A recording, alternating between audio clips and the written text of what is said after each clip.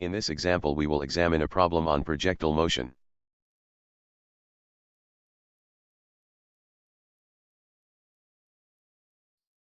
Here we have a projectile motion problem where a roofing tile slides down a roof and falls off the roof edge 10 meters above the ground at a speed of 6 meters per second. The roof makes an angle of 30 degrees to the horizontal. And we are asked to determine how far from the exit point on the roof does the tile land.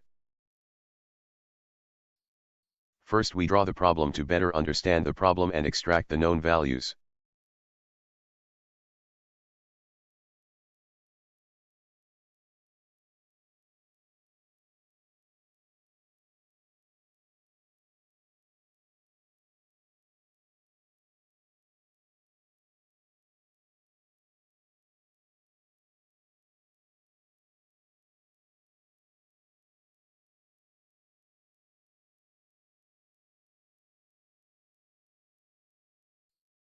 The second step, we compare the given values obtained from the figure with the equations of motion for a projectile motion.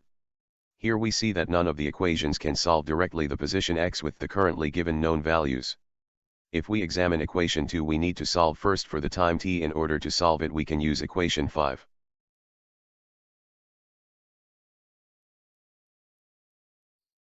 The third step is to solve the necessary quantities needed for later. For this case we need to solve first for the time of flight using equation 5. Here we arrive to an equation that is the same as the quadratic equation, which has an established solution. By dissecting the equation we can substitute the values of a, b, and c of the quadratic equation with the values that can be extracted from the rearranged equation 5. We then solve for the time t and we can obtain two values for the time parameter. We see that the first one gives of a negative time parameter, which would not make sense to use since time is a scalar quantity. So, for this case we have to use the second one, which has a value of t equals 1.16 seconds. We then substitute the time parameter we have obtained earlier and substitute them to equation to get the value of the x, which is the distance from the exit point on the roof to where the tile or projectile lands. Here we see that x is equal to 6.03 meters. Do not forget to show your solution and box your final answer.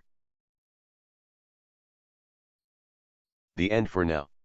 For questions and comments you may send them to diyeslearningstuff@gmail.com.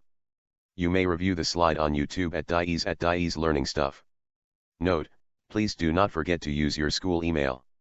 Also write your complete name and class section. Thank you for listening and see next meeting.